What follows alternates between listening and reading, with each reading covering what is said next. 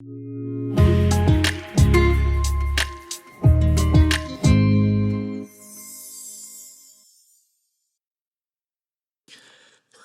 ce matin, on va poursuivre notre série dans l'Évangile dans les Proverbes. Et on était vraiment bénis jusqu'à présent d'observer, de regarder la sagesse, Dieu lui-même, qui nous dit en quelque sorte, voici comment j'ai fait le monde et voici comment vivre dans le monde. Je me souviens quand j'étais adolescent, quand je commençais à m'intéresser aux Écritures, quand je commençais à lire ma Bible, on m'avait déjà dit, je t'encourage à lire un proverbe par jour et tu vas pouvoir acquérir de la sagesse, apprendre à connaître la volonté de Dieu, savoir comment faire les choses dans la pratique. On est vraiment bénis de plonger nos regards et se poser cette question, comment est-ce que Dieu veut que le monde fonctionne? C'est ce qu'on a vu dès le début de la série, où Pasteur Norman nous a dit que la sagesse, c'est voir et réagir à la vie du point de vue de Dieu. Et j'aimerais ça qu'on se plonge tout de suite dans les Proverbes au chapitre 8.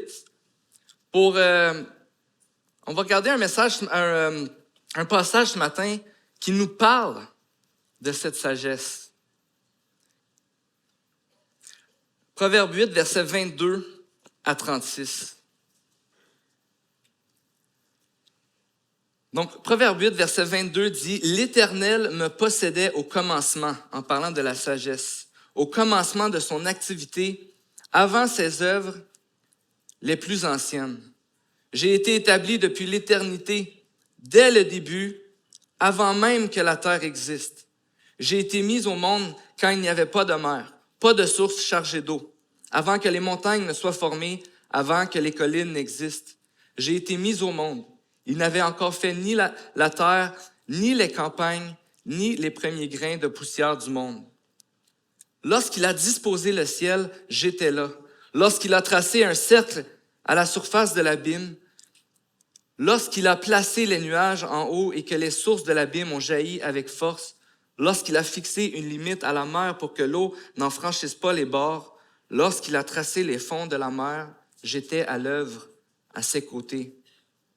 Je faisais tous les jours son plaisir, jouant constamment devant lui, jouant dans le monde, sur sa terre, et trouvant mon plaisir parmi les hommes. Et maintenant, mes fils, écoutez-moi. Heureux ceux qui persévèrent dans mes voies. Écoutez l'instruction pour devenir sage. Ne la négligez pas. Heureux l'homme qui m'écoute, qui veille chaque jour sur mes portes et qui garde l'entrée de ma maison. En effet, celui qui me trouve a trouvé la vie. Il a obtenu la faveur de l'Éternel. En revanche, celui qui pêche contre moi se fait du tort à lui-même. Tous ceux qui me détestent aiment la mort. Donc ce matin, on veut regarder ensemble, comme depuis le début de cette série, différents aspects de la sagesse. Mais c'est important de se rappeler que chercher la sagesse ou lire la parole de Dieu, c'est pas chercher mon avantage en premier. C'est pas d'abord comprendre comment le monde fonctionne pour que moi, je puisse avoir ce que je veux. Mais c'est tout d'abord de chercher Dieu. De chercher la sagesse, c'est tout d'abord de chercher Dieu. Ce que Dieu fait reflète ce qu'il est. C'est à partir de la sagesse qu'il a fait le monde et tout ce qu'il y a dedans. Alors quand on lit les Proverbes, on veut d'abord trouver Dieu, être émerveillé par son œuvre et ensuite chercher à vivre comme il l'a voulu dès qu'il a fait le monde. Normand disait dans le premier message sur la sagesse, sur les Proverbes, l'Évangile dans les Proverbes signifie que nous voulons admirer la sagesse. Admirer la sagesse qui ultimement est Jésus, qui me permet de maîtriser ma vie. Si on regarde tous les principes qu'on voit dans les Proverbes, on voit la sagesse dans nos relations, comment gérer la colère et plein d'autres choses comme on va voir ce matin. Si on regarde tous les principes dans les Proverbes, on va certainement se trouver incompétents à un certain point. On va vivre de la culpabilité à un autre point.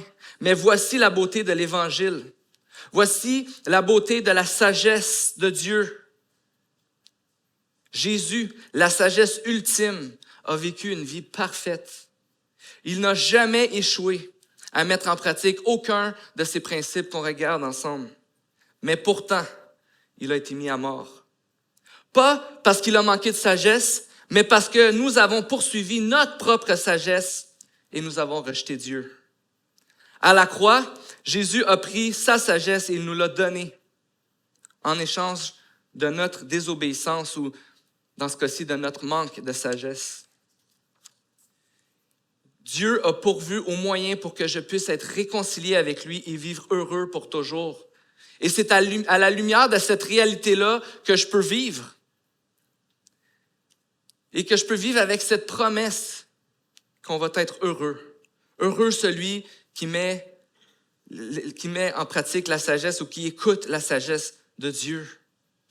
Parce que tu vas connaître Dieu. Si tu trouves l'œuvre de Dieu belle, tu vas être motivé à la poursuivre et à lui obéir.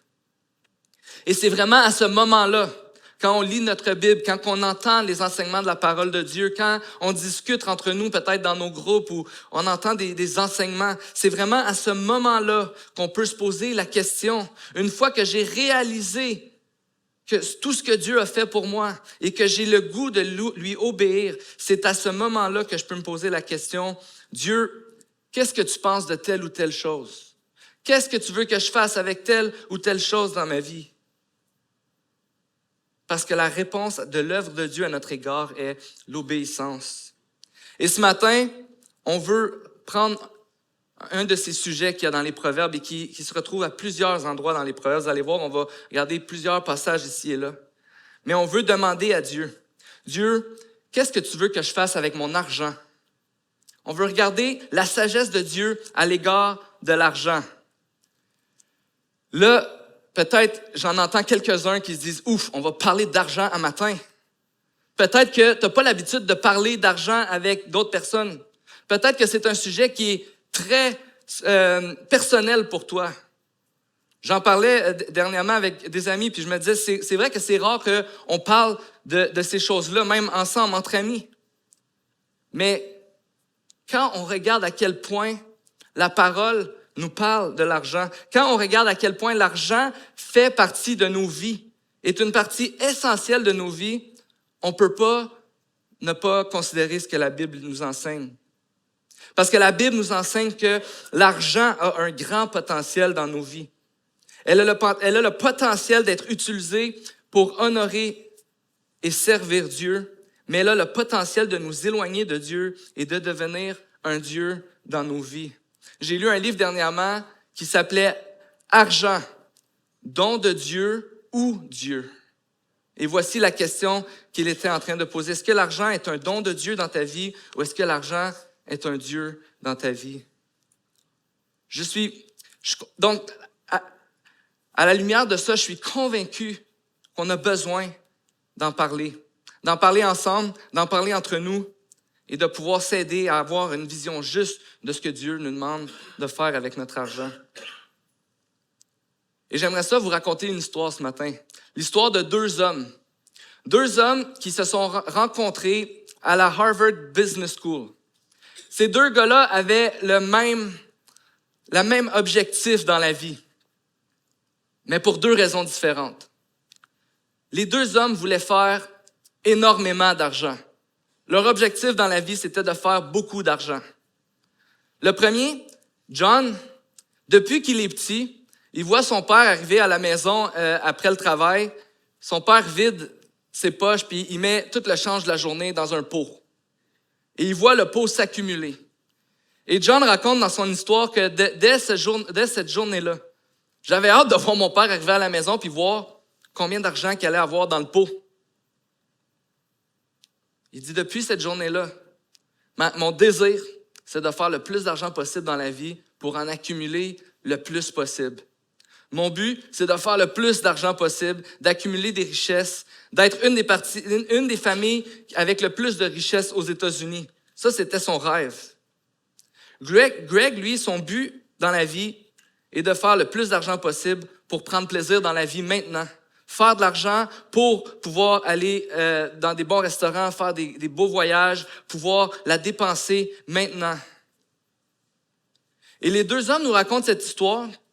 Et ce qui est intéressant, c'est que ces deux gars-là sont chrétiens, vont à l'église, puis ils disent, nous, depuis qu'on est jeune, depuis qu'on fait de l'argent, on s'engage à donner 10% à notre église. Mais tout le reste nous appartient, puis on fait ce qu'on veut avec. Ça, c'est leur histoire. C'est le commencement de leur histoire. Maintenant, je sais qu'on a tous une opinion de ces deux hommes-là. Peut-être en ce moment, tu te dis, hey, moi, j'aimerais ça être comme John. J'aimerais ça si j'avais la possibilité d'être comme John. John, c'est un gars vraiment responsable, qui fait des bonnes choses, il épargne bien. Peut-être que tu te dis, moi, j'aimerais être dans l'équipe à Greg, profiter de la vie. Mais peut-être qu'aussi, chacun d'entre nous est un peu dans l'équipe, on juge un des deux gars en ce moment. Et on se dit, un chrétien qui met tant d'importance dans l'argent. Parce que l'argent nous fait réagir. Puis on a tous des réactions différentes face à l'argent. On va revenir plus tard à nos deux amis. N'oublions pas John et Greg, on va compléter leur histoire. Mais certainement, une question qu'on doit se poser. Puisque l'argent fait tellement partie de nos vies, d'une manière ou d'une autre, qu'est-ce que Dieu veut que je fasse avec mon argent? Et ça tombe bien parce que les proverbes parlent beaucoup de l'argent. Et avant d'aller plus loin, peut-être qu'une question qu'il faut démystifier, qu'il faut se poser, c'est est-ce que la Bible nous dit si l'argent, c'est bien ou c'est mal? Parce que peut-être qu'il y en a parmi vous, parmi nous, qui sommes ici ce matin, puis peut-être qu'il y en a qui pensent que l'argent, il n'y a aucun problème, il n'y a aucune limite par rapport à l'argent, ou au contraire, l'argent, il faut en avoir le moins possible, puis c'est pas bon d'en avoir. Mais qu'est-ce que la Bible nous dit à propos de l'argent? Mais les proverbes parlent de l'argent comme une bonne chose et comme une mauvaise chose. Il ne semble pas dire que la richesse est mieux que la pauvreté. Parfois, elle a des avantages, la richesse. Parfois, elle a des désavantages et même parfois, la richesse est un fardeau. Mais ce qui est certain, c'est que la richesse matérielle dans les proverbes n'est jamais l'objectif en soi. On peut voir un passage dans Proverbe 8, 17 à 19 qui dit « J'aime ceux qui m'aiment. » C'est la sagesse encore qui parle. « Et ceux qui me cherchent me trouvent. Avec moi sont la richesse et la gloire, les valeurs élevées et la justice. Mon fruit est meilleur que l'or pur, et le profit qu'on tire de moi est préférable à l'argent. » Alors ici, dans ce passage, on voit que c'est la sagesse qui est en train de parler. Et elle ne parle pas négativement de l'argent. Elle dit même que peut-être qu'avec plus de sagesse pourrait venir une plus grande prospérité. Il ne parle pas de l'argent comme une mauvaise chose, mais ce qu'il dit, par exemple, c'est qu'il y a quelque chose de plus important que l'argent ici. Parce que la sagesse est meilleure que l'or et l'argent. Et tout au long des proverbes, quand on lit des proverbes, puis que tu peux lire un verset qui parle de l'argent, qui parle de richesse, qui parle de l'abondance, qui parle de l'épargne, c'est rarement seulement d'un point de vue matériel, où il serait en train de louer que la vraie richesse, c'est d'avoir beaucoup d'argent. Mais alors qu'à d'autres moments donnés, il va parler d'épargne, puis il va dire que, par exemple, que c'est bien d'épargner si tu es capable jusqu'à la 2e génération, il ne va pas parler de ça en mal. Donc les proverbes vont parfois en parler en bien, parfois en mal, mais ce qu'on a besoin de vraiment voir, c'est que les proverbes nous disent qu'il y a plus que l'argent n'est pas l'objectif en soi. On peut lire dans Proverbe 10-15, « La fortune du riche est sa ville fortifiée, mais ce qui fait la ruine des faibles, c'est leur pauvreté. » Donc ici, encore une fois, il n'en parle ni en bien ni en mal, mais on va voir que ça dépend où tu mets ta confiance. C'est certain que si tu reconnais que ce que Dieu nous donne, il nous le donne pour qu'on puisse Dieu nous donne de l'argent pour qu'on puisse manger, pour qu'on puisse avoir un toit, pour qu'on puisse prendre soin des gens autour de nous, qu'on puisse prendre soin de notre famille. C'est sûr que de donner, d'avoir de l'argent, ça serait faux de dire que c'est vraiment plus dur d'avoir de l'argent que de ne pas en avoir. Mais, par contre, ce qui est vraiment, et ce que les proverbes nous mettent en garde, c'est que si tu mets ta confiance dans ton argent, tu vas vraiment être déçu dans la vie. Et ça a même le potentiel de te détruire. Et que peu importe le nombre d'argent que tu as, que tu sois très riche avec ton matériel ou que tu sois très pauvre, la vraie richesse, la vraie pauvreté se trouve ailleurs que dans ce qu'on a. Donc, il y a une distinction entre la confiance en Dieu qui bénit et la confiance dans ce que je possède. Parce que tout ce qu'on a, et c'est ce qu'on voit dans la Bible, tout partout dans la Bible, tout ce qu'on a appartient à Dieu. Donc, les Proverbes nous enseignent que l'argent n'est pas une mauvaise chose. C'est même une bonne chose. Mais ce n'est pas un objectif en soi. Mais les Proverbes nous donnent une perspective plus juste à propos de l'argent qu'on a tous besoin de considérer. Parce que si nous n'avons pas une bonne perspective de l'argent, des attentes justes de ce que l'argent me donne ou pourrait me donner si j'en avais, on va tous être détruits, on va tous être déçus, on va tous être déroutés par l'attente qu'on a dans la vie par rapport à l'argent.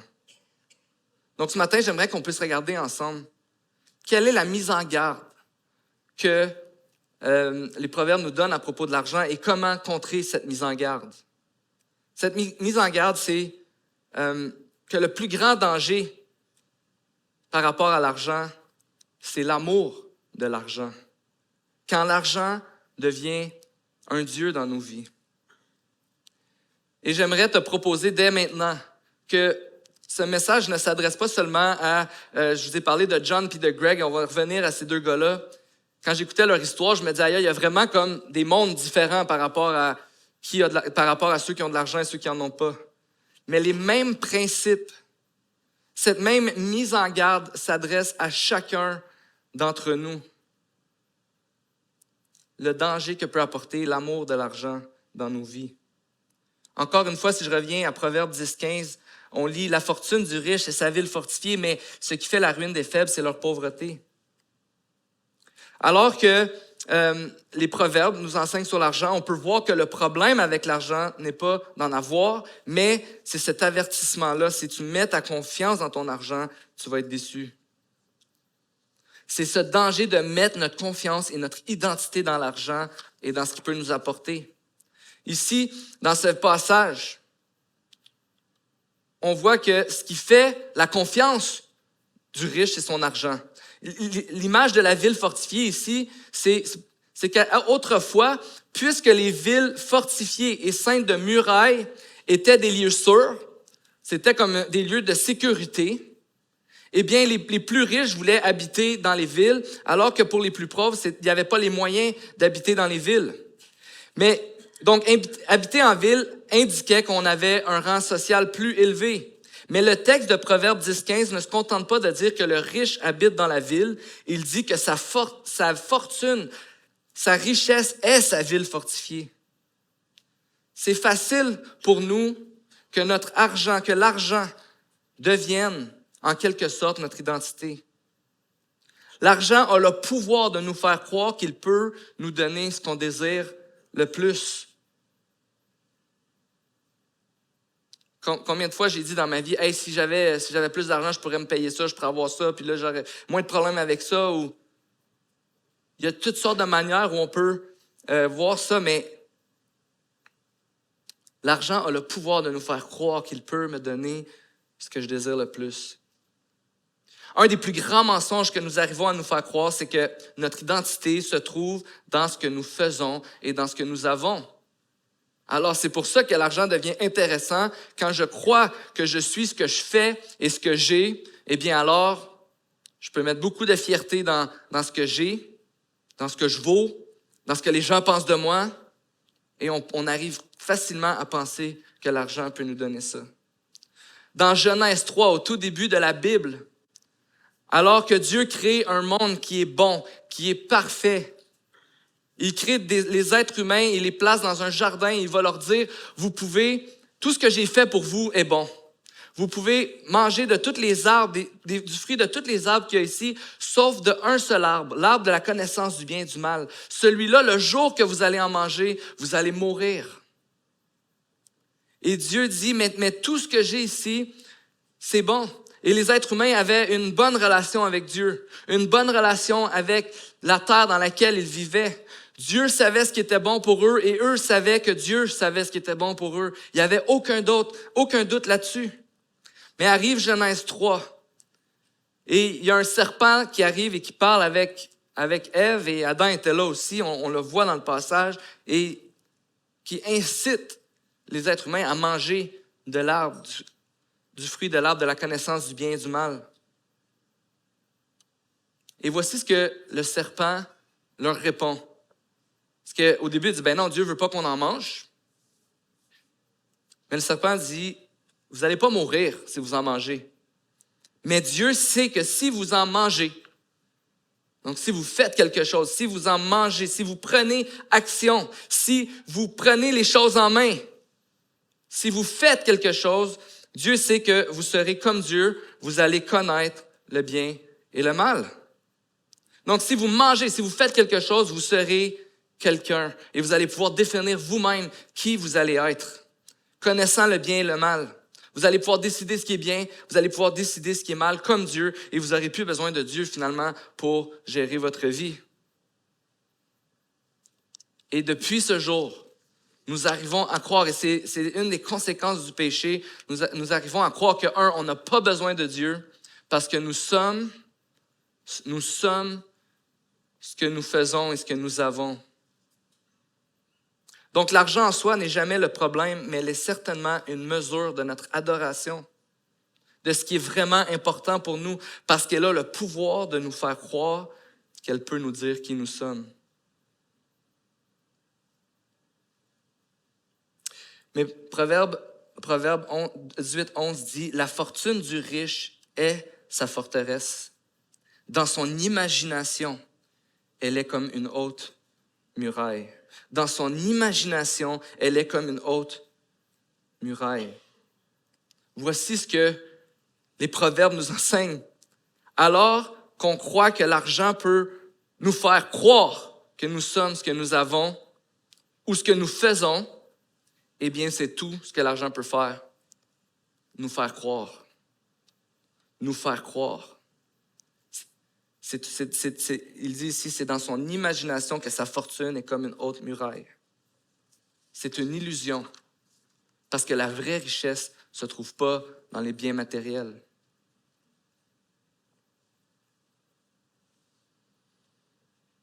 Et c'est ça le danger. C'est quand on croit que l'argent peut me donner ce que je désire le plus. On a tous une relation différente avec l'argent, vous et moi. Chacun, c'est différent.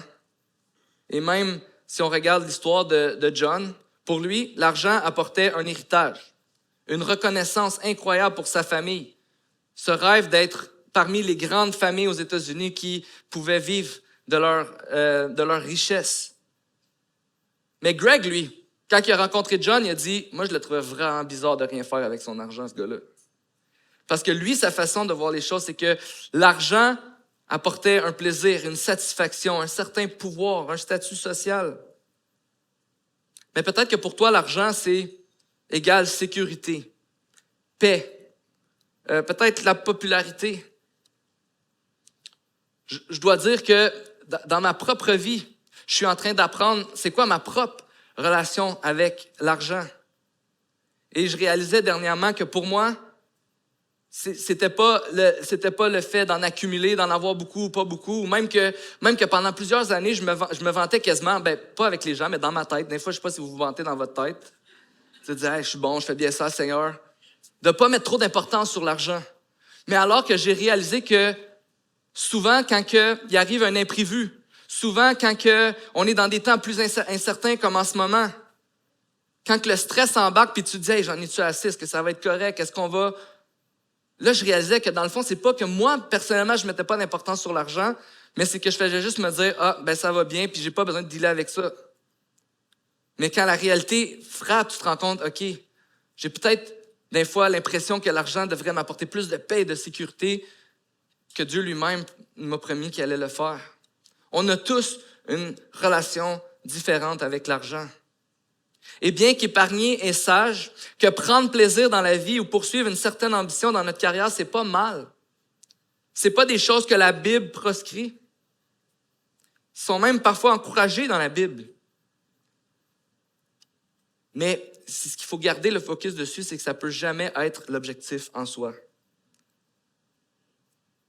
Ça peut pas être la finalité parce que l'argent n'a pas le pouvoir d'être notre sécurité, d'être notre paix, d'être notre plaisir. Tout ce qu'elle peut faire, c'est nous faire croire qu'elle peut nous donner ces choses. Mais maintenant, comment est-ce que je peux contrer l'amour de l'argent dans ma vie? Comment est-ce que je peux adresser l'amour de l'argent dans ma vie?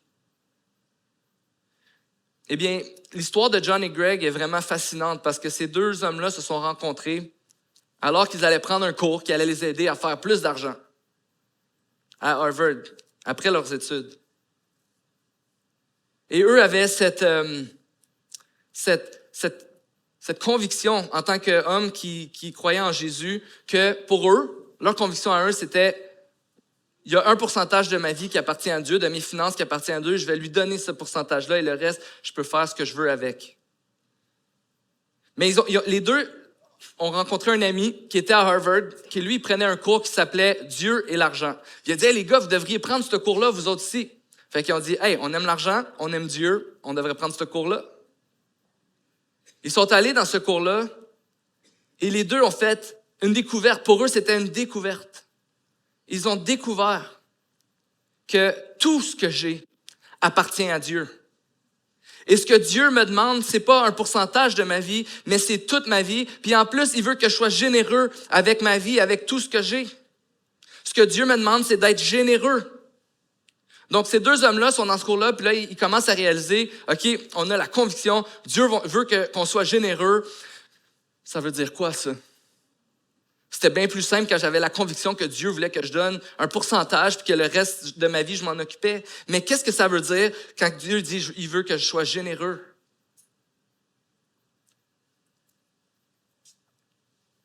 Mais ce qu'ils ont découvert, c'est que le but en soi, c'est pas d'en accumuler beaucoup, c'est pas d'en faire beaucoup pour jouir de la vie beaucoup, mais c'est puisque Dieu a été tellement généreux envers nous, on a l'opportunité d'être généreux envers les autres et de participer à son œuvre.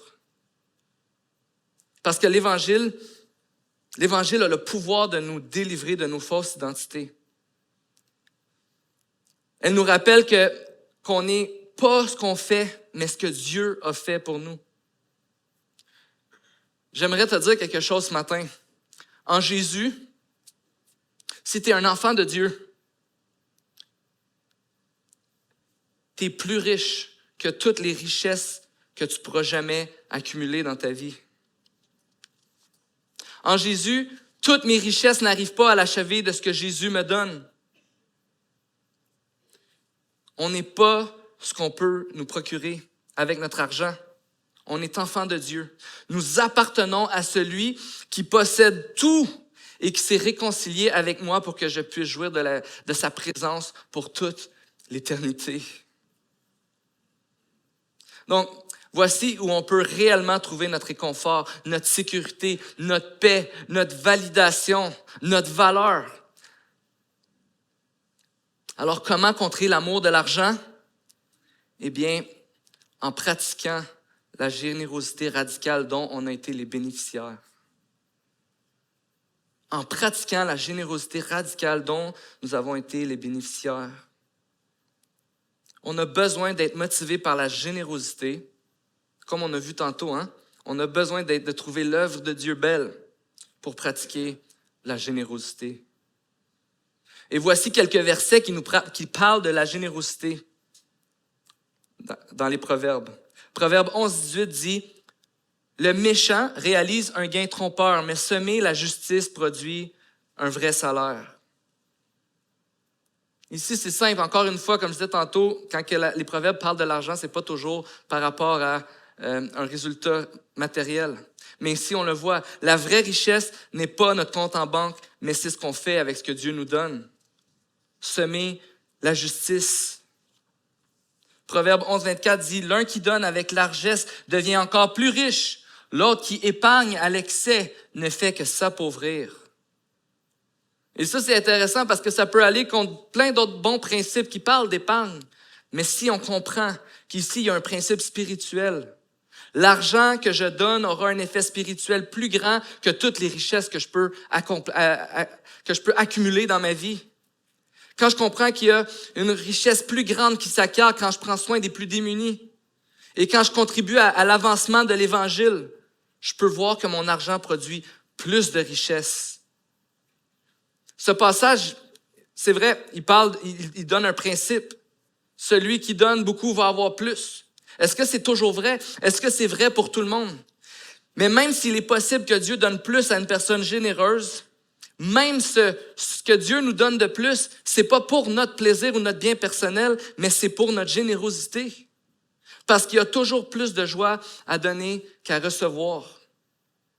Il y a des études qui démontrent, l'école Notre-Dame aux États-Unis a fait une étude sur plusieurs années, ils sont encore en train de faire cette étude-là, qui démontre que quand on donne, quand on fait un don, quand on est généreux, il y a des endorphines qui sont comme dégagées dans notre corps.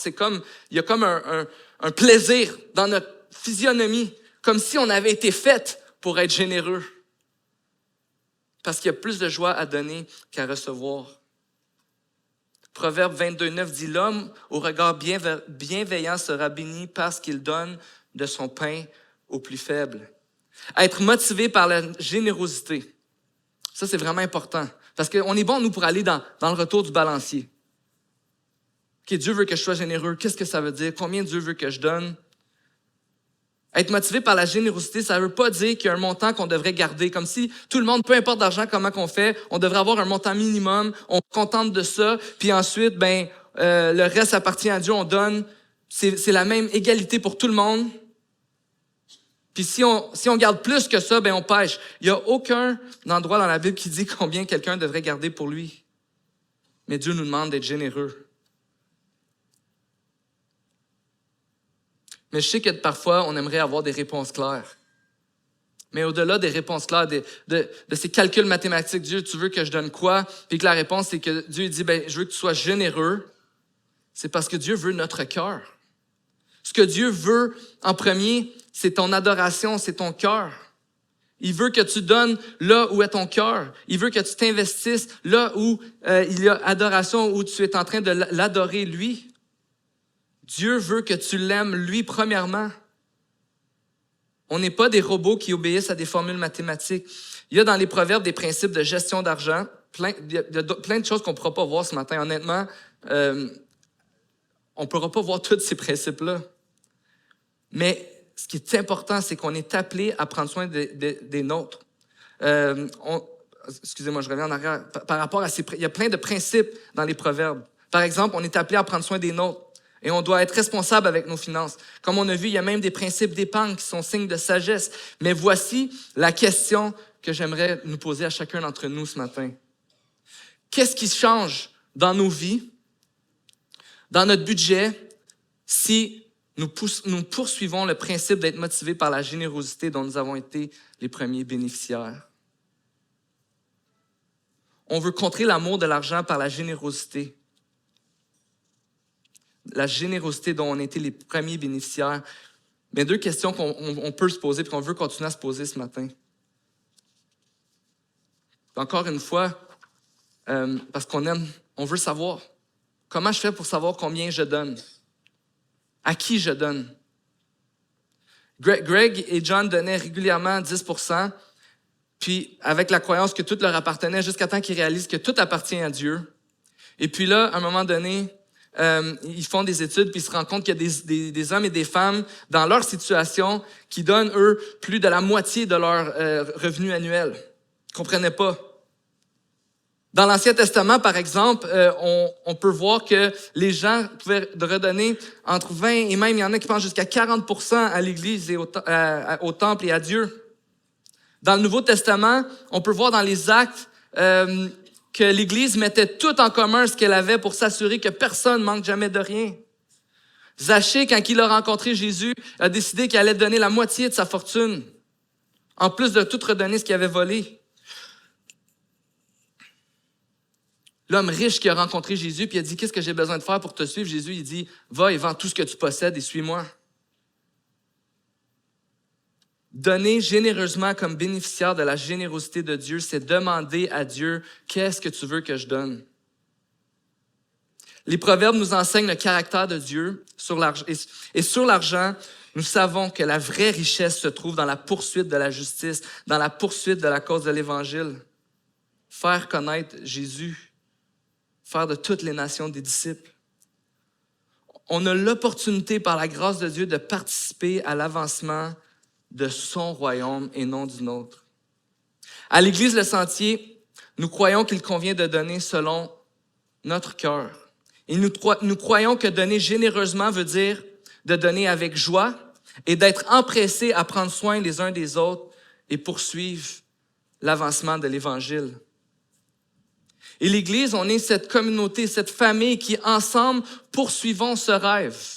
Nous, la manière qu'on le dit, c'est que oui, on veut faire de toutes les nations des disciples. Et notre rêve, notre désir, c'est de saturer Gatineau de l'Évangile en parole et en action. On veut faire connaître le nom de Jésus partout dans notre ville. On veut servir les plus démunis. On veut partager le nom de Jésus dans nos quartiers, dans nos milieux de travail, dans nos endroits de loisirs. On veut faire connaître le nom de Jésus. Et c'est pour ça qu'on croit vraiment que quand on donne à l'Église, on participe à l'avancement de l'Évangile, à l'avancement du royaume de Dieu. Les offrandes à l'Église sont d'abord un geste d'adoration et un acte de générosité dont nous sommes les premiers bénéficiaires. Philippiens 4, 17 dit, c'est Paul qui parle à l'Église, à Philippe, et qui dit, « Ce n'est pas que je recherche les dons, mais je désire qu'un fruit abondant soit porté sur votre compte. » Les Philippiens ont été très généreux envers Paul. Et Paul dit, non, moi, je suis content que vous me donnez ça, merci, mais c'est pas pour moi que je suis content, mais c'est parce que vous avez été généreux et que vous allez jouir de cette générosité-là. Je suis content pour vous. On donne à l'Église parce qu'on est une famille qui partageons un rêve.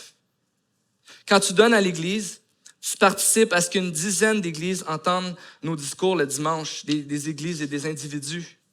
Tu participes à ce que nos enfants et nos ados soient enseignés dans la parole de Dieu. Tu participes à ce que nous donnons à manger aux plus démunis de notre ville et de notre Église. Tu participes à la formation de leaders, de futurs ouvriers. Tu participes à la multiplication de groupes en mission qui veulent grandir ensemble dans l'Évangile, vivre ensemble la communauté et aller ensemble en mission.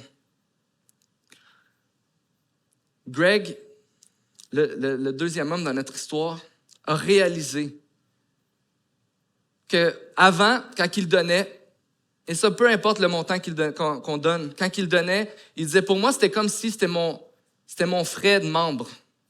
C'était comme son abonnement annuel à Costco.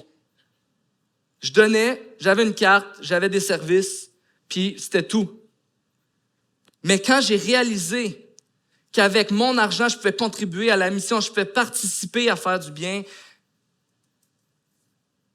il a commencé à donner généreusement et avec joie. Il a goûté à la joie de donner pour la première fois de sa vie quand il a réalisé que de cet acte de don était un acte d'adoration et un acte vraiment où il participait à l'avancement de l'Évangile. Vous voyez, la semaine prochaine, ça va être, quand on a fait l'annonce tantôt, notre réunion annuelle. Et aujourd'hui, on va avoir notre réunion d'information. Mais je suis vraiment excité, Église Le Sentier, de ce temps-là qu'on va passer ensemble. Puis je sais que peut-être qu'il y en a parmi vous, vous aimez moins ça, des réunions d'affaires où on lève la main pour voter, puis on regarde des budgets. Mais je suis vraiment excité parce que quand on parle d'argent, on est en train de regarder notre vision, on est en train de regarder notre rêve, tout ce que je viens d'énumérer et encore plus. Puis on célèbre ensemble la fidélité de Dieu. Et une des choses qu'on va célébrer ensemble cette année, c'est que l'année qui vient de finir, Église Le Sentier, c'était notre meilleure année en termes d'offrandes dans l'histoire de l'Église. C'était la meilleure année en termes d'offrandes dans l'histoire de l'Église.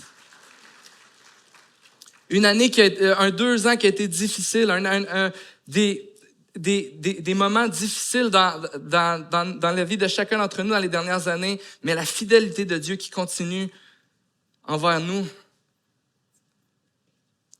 Mais quand on vient à la réunion d'affaires, on peut célébrer tout ce que Dieu a fait, la générosité de chacun d'entre vous, mais aussi, on veut regarder les défis qui sont devant nous. Est-ce qu'on veut s'arrêter là comme Église ou on veut continuer à être fidèle et voir la fidélité de Dieu? C'est quoi les défis financiers qui sont devant nous dans la prochaine année?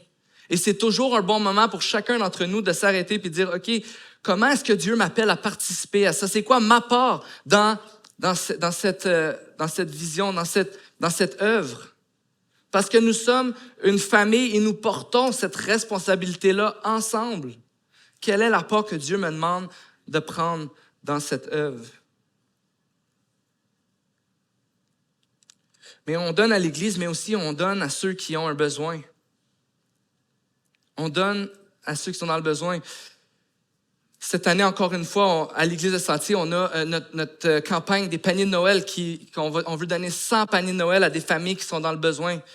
100 paniers de Noël. Et à chaque année, on a un objectif. Cette année, l'objectif, c'est de ramasser 15 000 $. Un panier de Noël, ça coûte entre 150 et 180 $. Et on veut offrir un panier pour donner de la joie, donner de l'espoir aux gens, juste donner un meilleur Noël aux gens cette année. À chaque année, c'est ce qu'on désire de faire. Mais à chaque année, on a cet objectif qui est là. Et puis, on se dit, on va-tu l'atteindre encore cette année? Est-ce qu'on va être capable de donner tous ces paniers-là? Parce que c'est un projet d'église, c'est un projet de famille. Et l'Église, à chaque année, on réussit à atteindre cet objectif. Mais encore une fois, c'est une opportunité qu'on a de donner et d'être généreux. Dans les dernières semaines, on vous a présenté des situations familiales difficiles où on a 2 enfants dans notre Église qui souffraient et qui avaient besoin les familles avaient besoin de support. On pense à Alice Plouffe qui passe au travers des traitements pour son cancer. On vous a lancé l'appel, l'Église des Sentiers, de donner à la famille pour pouvoir aider, supporter la famille. Mais je pense que là, j'ai pas le montant exact, mais ça fait au moins 3 fois qu'on donne un montant d'environ 650 $. Parce que vous avez répondu généreusement. Je parlais à la maman de Lucas, Brigitte, cette semaine, qui est tellement reconnaissante parce que son fils avait besoin d'une opération qui n'était pas couverte par la RAMQ. Elle avait reçu un chèque, une facture de 5 000 $, 5 300 $. Et puis, Brigitte, elle a fait un GoFundMe, puis ça a été partagé ici. Plusieurs personnes de l'Église, on n'en a pas parlé ici, mais sur Facebook, et plusieurs personnes de l'Église ont été mis au courant. Et la journée de l'opération, Brigitte avait ramassé 3 100 $. Il manquait 2 300 $. Et là, le dentiste, Brigitte, il raconte son histoire et tout ça. Le dentiste, il dit, OK, je vais te faire un rabais, ça va te coûter 3 300 $. Mais quand on aide des gens qui ont un besoin, quelle joie de pouvoir donner et de pouvoir contribuer à prendre soin des fardeaux les uns des autres. Et ça, c'est seulement des exemples. On voit des gens qui font des repas constamment ici pour des gens qui vivent des temps difficiles ou qui sont dans le besoin. On voit toutes sortes de générosité, puis même tellement d'œuvres qu'on ne voit pas et on ne peut pas toutes mentionner. Mais quand on veut être généreux, on donne à ceux qui ont un besoin.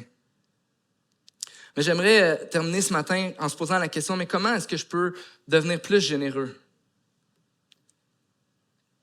Mais premièrement, ce que je t'encourage à faire, si c'est quelque chose qui t'interpelle ce matin, je t'encourage à aller voir Jésus. D'aller voir Jésus dans la prière puis demander, Seigneur, qu'est-ce que tu veux de moi? Qu'est-ce que tu me demandes? Quelle part est-ce que tu veux que je prenne à la vie de l'Église et qui est-ce que tu veux que je bénisse avec ce que tu m'as donné? Va voir Jésus. Rappelle-toi ce que Jésus a fait pour toi et on veut être motivé par la générosité de Dieu envers nous pour pouvoir être généreux envers les autres. Donc, va d'abord voir Jésus. Je t'encourage aussi, peut-être que tu as besoin d'aide. Peut-être que tu as besoin d'aide pour quelqu'un qui pourrait regarder ton budget avec toi. Moi, je pense qu'on gagne vraiment à en parler. Que ce soit dans votre groupe, un groupe Le Sentier, que ce soit des gens qui sont autour de vous dans l'Église. Vous aimeriez avoir de l'aide parce qu'il y en a qui sont vraiment bons pour nous aider à planifier et à faire des budgets. Parlez-en en groupe. Mais ce qui est vraiment important, c'est commence là où est-ce que tu es. Considère la grâce de Jésus dans ta vie. Sois reconnaissant pour ce que Dieu t'a donné et sois content de donner ce que tu vas donner quand tu vas le donner. Remercie le Seigneur. Et c'est pour ça que les dimanches matins, quand on fait la prière pastorale, on vous partage des choses qu'on fait avec les offrandes parce que parfois, certains d'entre nous, peut-être qu'on va donner dépôt direct ou un retrait automatique, mais on veut garder la joie de donner et de prendre soin des autres.